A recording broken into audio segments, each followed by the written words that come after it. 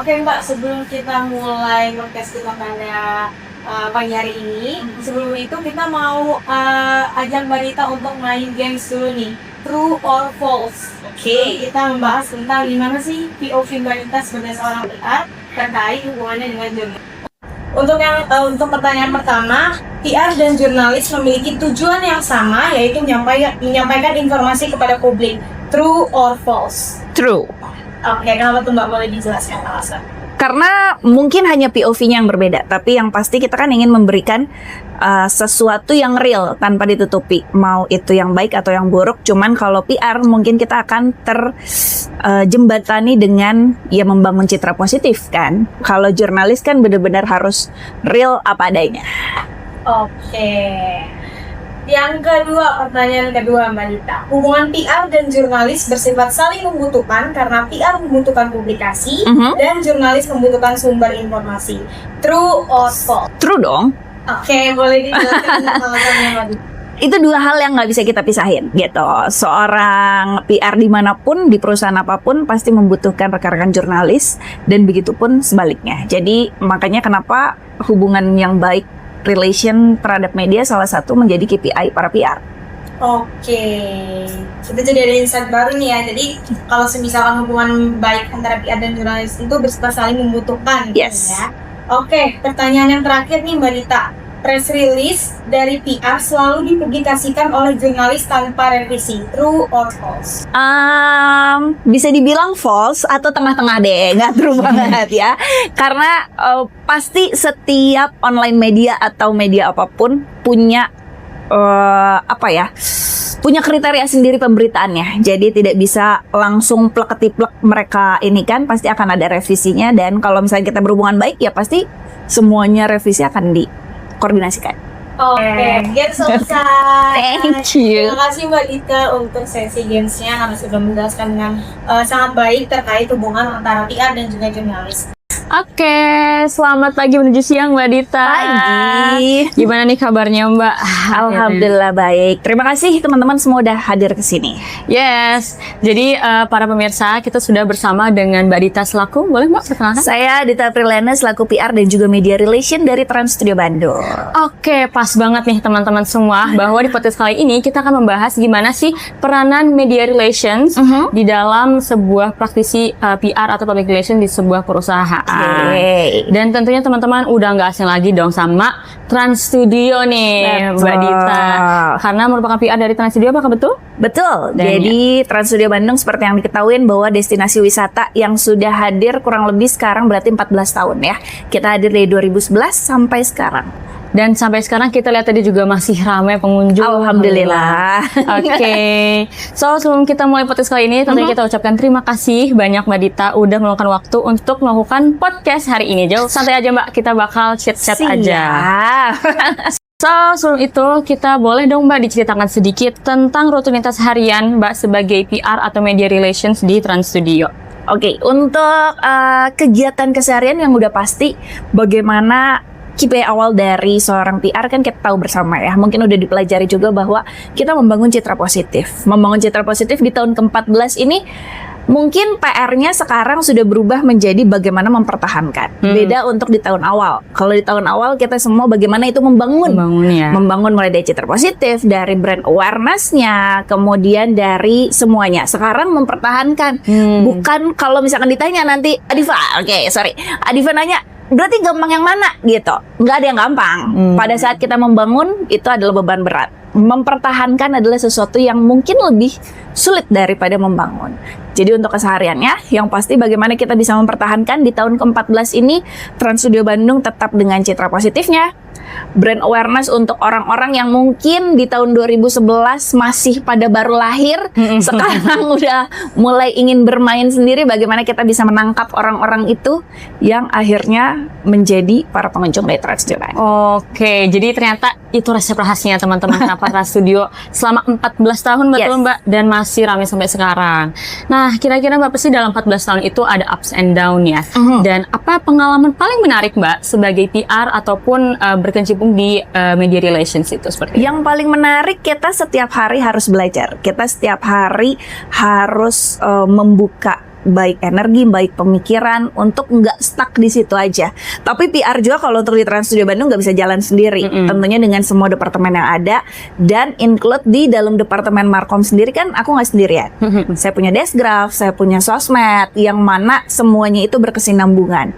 Kalau mau yang paling menarik, semua pasti kalau yang sekarang apalagi udah pada kuliah nih atau lagi bekerja sempat merasakan hal yang paling buruk semuanya, ya kan? Kita semua sempat di bombardir dengan pandemi yang merubah everything, ya kan? Nah, mungkin itu pengalaman yang bisa dibilang buruk tapi juga menarik karena nggak mau pandemi merubah semuanya, bahkan cara pikir kita, cara bertahan kita, dan bagaimana kita bisa terus ada sampai detik ini. Dan ya bisa dibuktikan teman-teman, PR dari Trans Studio ini berhasil sampai sekarang masih berdiri. Amin. Dengan segala macam pengalaman menarik dan juga menantang tersebut. Nah, kalau begitu tentunya dalam segala macam pengalaman itu akan ada waktunya kita itu membuat liputan dengan jurnalis. Khususnya the media relations ini sangat sering. Nah, seberapa sering kakak untuk berinteraksi dengan jurnalis-jurnalis tersebut? Kalau saya selalu berperan baik dan juga berhubungan baik sama para jurnalis ya. Jadi selain kita memang rutin melakukan press conference untuk setiap masa liburan, atau kita kan di Trans Studio Bandung bukan hanya wahana, tapi ada experience baru. Misalkan kita tiba-tiba membuat sebuah escape room atau membuat sebuah show baru.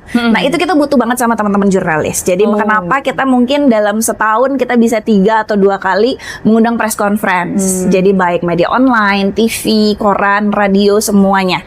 Selain itu juga kita masih kerjasama dengan beberapa radio di Bandung gitu. Walaupun mungkin sekarang para gen-gen kalian bilang ya, radio apa sih, mungkin udah ditinggal. Tapi yang perlu diketahui bahwa dalam sisi jurnalis, media apapun itu sangat punya segmennya sendiri gitu ya. Jadi kita tidak bisa meninggalkan apapun itu. Walaupun semua sudah digitalisasi, tapi saya masih menggunakan radio ada, media online ada, koran sekalipun masih ada gitu ya. Kemudian TV udah pasti gitu. Jadi perluaslah jaringan, bukan hanya karena sekarang semuanya udah online jadi semuanya tiba-tiba harus online, enggak gitu. Jadi tetap bertahan ya dengan perkembangan era digital ini, tetap konvensional, media konvensional tetap, media digital juga tetap harus ada. Karena kan pengunjung kita juga tidak semuanya melek akan informasi digital gitu. Jadi jangan juga kita hanya mau ngambil yang digital dong nih, terus yang konvensionalnya kita tinggalkan. Oke deh Mbak.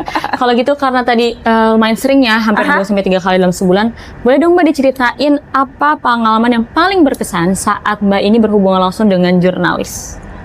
Yang paling berkesan, yang jelas saya sangat respectful dan juga cintalah sama teman-teman jurnalis ini, karena sebagaimana besarnya sebuah perusahaan atau media apapun gitu ya, kita tidak akan bisa tanpa jurnalis gitu. Jadi mereka berperan penting. Kalau kesan yang paling penting itu apa sih? Yang pasti saya merupakan orang yang sangat terima kasih sekali bisa berhubungan baik dengan para jurnalis. Jadi setiap apapun yang ada di Trans Studio Bandung mereka dukung, mereka ikut mempublikasikan, dan mereka juga ikut membangun brand awareness, bahkan citra positif untuk Trans Studio Bandung. Oke, karena lagi-lagi kita tidak bisa lepas dari para jurnalis tersebut gitu ya Mbak. Itu dia. Oke deh. Oke, tadi udah baru opening dan kita masuk ke sesi pandangan dan harapan tentang dari PR mengenai para jurnalis tersebut. Nah, kalau menurut Mbak Dita, kira-kira relasi ideal antara PR dan jurnalis itu seperti apa sih? Apakah cuma sekedar gue mau press release ntar bikin atau gimana? Sebenarnya harus menjadi simbol kerjasama yang benar-benar saling menguntungkan ya, kita bisa bilang gitu. Karena kenapa? Mungkin dari POV-nya jurnalis, dia butuh berita untuk para pembacanya atau para pendengarnya mendapatkan informasi. Dari sisi kita adalah kita butuh citra positif kita butuh brand awareness kita gitu. Tapi dalam perjalanannya mungkin tidak selalu berbanding lurus, ya kan? Terutama kalau misalkan kita sedang memiliki krisis, itu pasti akan selalu ada dalam setiap perusahaan. Terus kita punya hal-hal yang tidak mengenakan. Nah, bagaimana kita harus berhubungan baik supaya Itu bukan kita mengendalikan berita, tapi setidaknya berita itu tidak menjadi bola liar yang terlalu Tuh. jauh. Karena lagi-lagi kita mempertahankan citra itu. positif. Oke, noted Mbak. Lalu selanjutnya kira-kira apa sih yang paling dibutuhin dari seorang PR agar liputan itu bisa nggak menjadi bola, atau mungkin yang tadi bisa lebih objektifnya ada dan lancar, terutama untuk diketahui atau mempertahankan citra positif di depan publik? Transparansi dalam artian apa yang akan kita lakukan, karena setiap perusahaan pasti punya SOP-nya sendiri. Iya. Ya, bagaimana jika ada hal buruk terjadi, bagaimana untuk range hal buruk segini, berarti kita harus bagaimana mengatasinya, dan ada tingkatannya sendiri. Jadi itulah, dan yang pasti harus satu pintu. Oh, harus Ya satu pintu ya. kan? Jadi anggaplah Adifa juga bekerja di sini, tiba-tiba suara kita berbeda, itu akan menjadi bola panas. Kalau Iya. untuk kita sebagai sisi PR ya. Jadi itu yang harus berhati-hati gitu loh. Semuanya saat ada krisis atau apapun, SOP kita adalah suara ada di satu pintu. Gitu, supaya akhirnya tidak menjadi bola panas, ya kan? Karena berbagainya informasi, mungkin semuanya benar, tapi kalau penyampaian orang kan berbeda-beda. Pasti. Ya, itu dia. Penyampaian yang berbeda akan membuat opini yang berbeda. Itu Opini dia. yang berbeda akan menjadi bola panas yang berbeda. Nah, itu teman-teman bisa dicatat nih. Opini yang berbeda bisa membuat bola panas, dan semua informasi harus satu Satu pintu. pintu. Oke, noted. Nah, itu kan kalau dari gimana kita mengkomunikasinya ke publik. Tapi kalau secara internal nih, gimana sih menurut kakak, apa kesalahan yang paling sering nih dilakukan sama jurnalis saat mungkin mereka liputan atau bekerja sama dengan PR as a media relations, membangun media relations seperti itu? Kesalahan dari sisi mana dulu nih? Dari sisi jurnalisnya ke PR dan juga sebaliknya. Kalau saya nggak suka bilang kesalahan ya, mungkin miskomunikasi lah lebih Yeah. enak ya. Miskomunikasinya adalah kadang beberapa kalau misalkan ada mengambil info bukan dari sumber utama gitu. Mungkin maksudnya adalah transparansi, cuman balik lagi kan, jika bertanyanya kepada bukan sumber utama akan menjadi miskomunikasi nanti di tengah jalannya. Nah, begitupun dengan dari sisi kita nih yang para PR gitu loh, harus berhati-hatinya, jangan dibilang walaupun oh sobat saya jurnalis nih jadi saya akan menceritakan semuanya dan melupakan SOP bahwa ingat krisisnya mau kayak gimana, brand awareness-nya harus seperti apa, karena kan setiap perusahaan pasti punya SOP-nya sendiri gitu loh. Jadi harus berhati-hati untuk menjadi PR itu, yaitu balik lagi antara pekerjaan dan juga kehidupan pribadi tidak bisa disatukan. Entah itu nggak menutup kemungkinan kan gitu, kita para PR punya pasangan yang sebagai jurnalis Ya, bisa gitu. aja. Nah cuman mungkin itu pun menjadi apa ya, role juga dari para jurnalis, tidak bisa menjadi satu gitu loh. Omongan di rumah dan omongan sebagai media kan itu akan berbeda. Cuman ini sebagai apa ya, global lah bisa kita bilang gitu lah. Jadi ingatlah untuk dari sisi PR-nya sendiri untuk selalu menjaga omongan kita, terutama sebuah perusahaan atau apapun itu ada SOP-nya, jangan dilupakan itu. Berarti harus hati-hati dan patuhi SOP seperti itu ya? Pastinya ya kan. Jadi tidak bluffing, tidak juga semuanya sudah diatur deh. Kalau untuk perusahaan besar pasti semuanya sudah diatur gitu. Untuk jurnalis pun ya harus berhati-hati mencari sumbernya, apakah dia terpercaya. Bukan dalam artian kan semua yang bekerja di sebuah perusahaan itu semua bisa ditanya. Mungkin aja kasarnya kalau misalkan menanyakan tentang marketing kepada orang engineering, kan mereka tidak ngerti gitu loh. Jadi itu. Jadi harus mendapatkan sumber yang tepat. Yes. Dan kalau bisa langsung dari sumber utama seperti itu ya Mbak. Betul. Oke deh Mbak. Nah itu tadi kita udah selesai terkait sesi pandangan PR terhadap jurnalis. Dan kita udah masuk ke sesi terkait perspektif pribadi dan juga refleksi. Kalau menurut Mbak Dita nih, gimana cara Mbak bisa menjaga profesionalisme di tengah banyaknya undangan media atau mungkin krisis komunikasi ataupun kasus yang pernah dihadapi di perusahaan ini? Saya pribadi yang pasti manajemen waktu udah pasti ya. Yang kedua adalah bagaimana product knowledge kita terhadap bukan hanya perusahaannya aja, tapi apa yang terjadi di perusahaan. Baik dari hal kecil, hal besar, kita harus selalu melek. Jangan sampai, karena kita adalah sebagai PR, garda terdepan bukan hanya eksternal tapi juga internal. Jadi jangan pernah lupain itu gitu. Jangan karena kita hanya pedulin media dan media atau jurnalis atau berita atau apapun itu, tapi kita melupakan untuk sisi internal kita. Jadi untuk internal antar departemen kah atau apapun itu kita harus tahu. Gitu. Jangan sampai tiba-tiba ada miss di departemen ini, kita nggak tahu. Akhirnya kita diserang sama luar gitu karena kita internalnya tidak koordinasi. Jadi PR dalam sebuah perusahaan, PR itu bukan hanya media relation, tapi kan public relation. Publiknya bukan menjadi umum, tapi internal kita juga.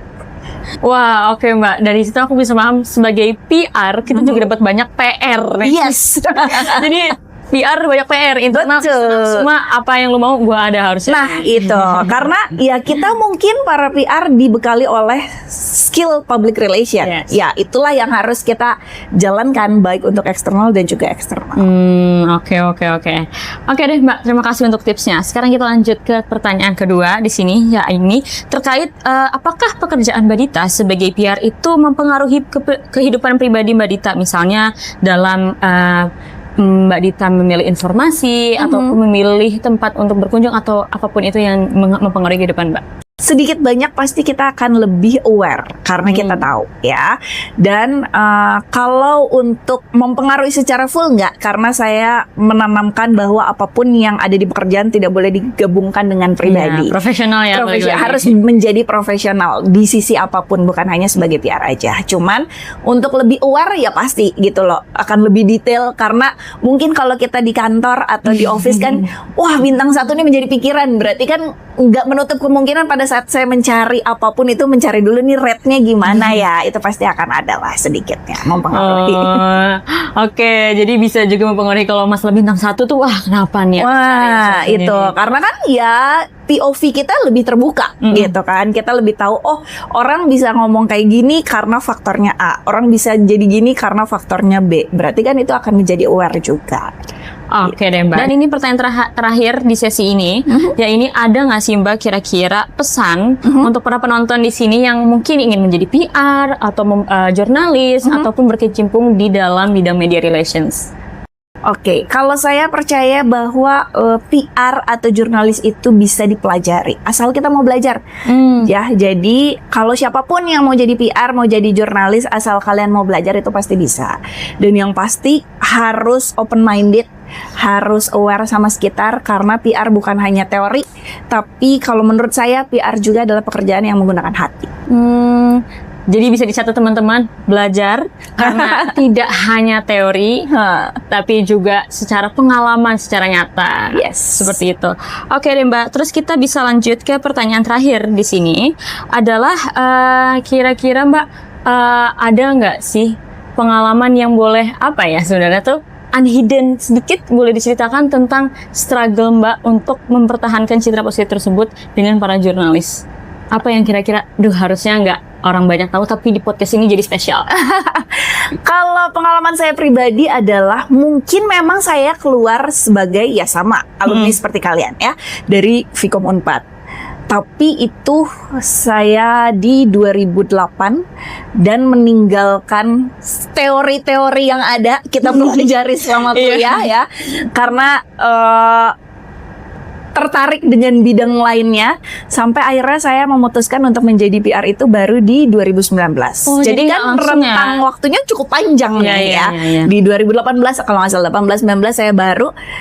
Artinya saya harus remind lagi, itu cukup PR ya gitu. Walaupun kita punya basic, kita punya ini, pekerjaan saya pun masih dengan public relation tapi kan bukan sebagai PR gitu ya, bukan sebagai PR yang ini. Jadi saya hanya sebagai public speaker, saya teacher. Jadi harus menggali lagi sampai begitu di perusahaan, oh iya ini yang dulu dipelajarin ada ya gitu loh. Jadi mungkin untuk kalian semua nih yang masih belajar, walaupun bosen ya di kuliah, tapi itu yakin akan sangat bermanfaat gitu ya.